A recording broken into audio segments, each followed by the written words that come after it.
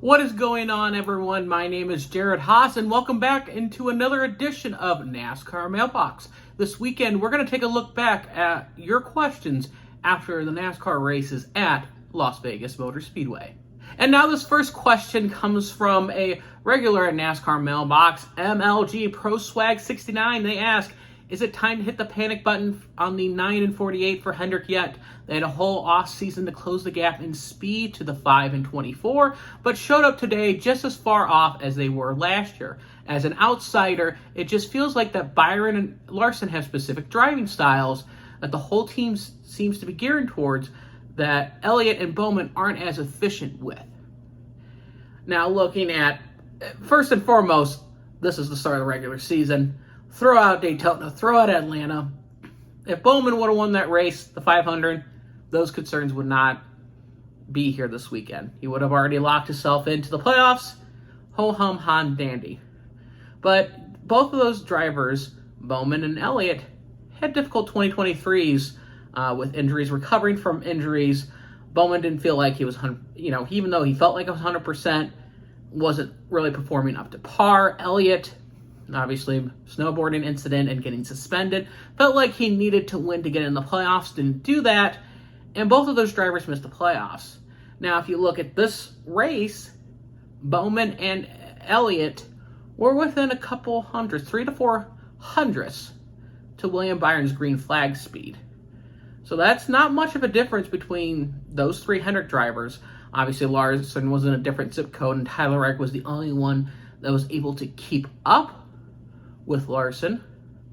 But considering the fact this is Bowman's a little bit better track, the big issue that those teams have is the race weekend, especially with these short practices, are won at the shop, not at the racetrack. Bowman was started behind the 8 ball in 23rd position. There's only been 2 times in the next-gen era at a non-drafting track that a driver has started outside the top 20 and won a race. That is Kyle Busch starting 21st at Fontana last year, and Chris Buescher winning at Richmond starting 26th. So race weekends are really won at the race shop. Bowman started 23rd. They've got to perform and step up and take that extra step during practice and qualifying. And the other thing is, the issue is that short-term speed.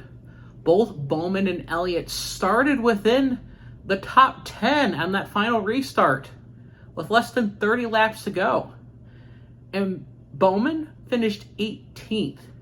In his long-term speed, he was within the top 10 with long-run speed, but that short-run speed, he just dropped like a rock.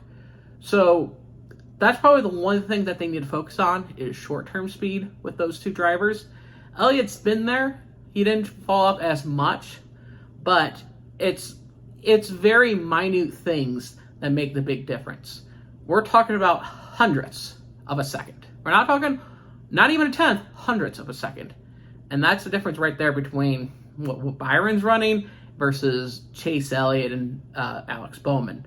So, I mean, there's not hit the panic button yet. No need to. Still need to tinker some stuff.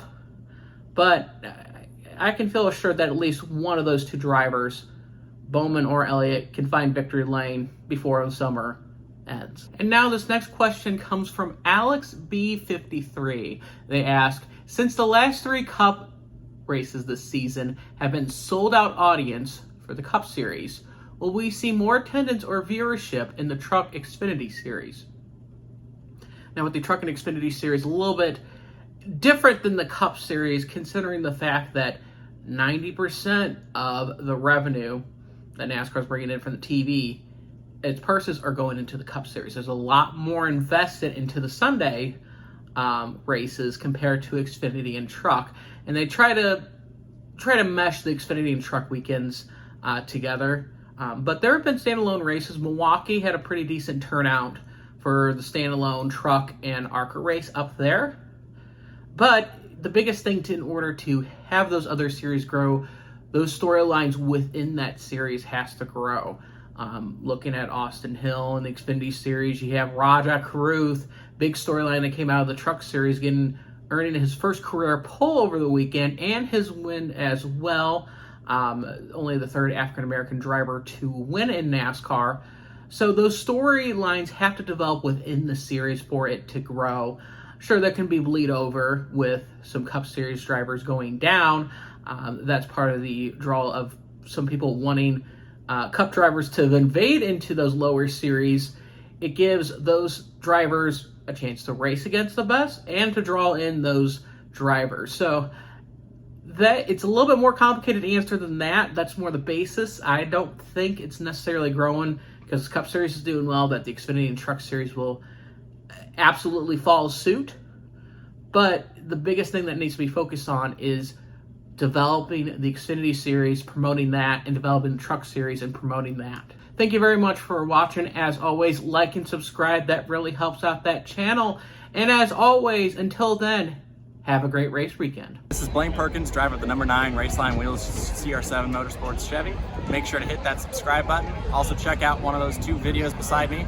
Visit frontstretch.com for more racing content.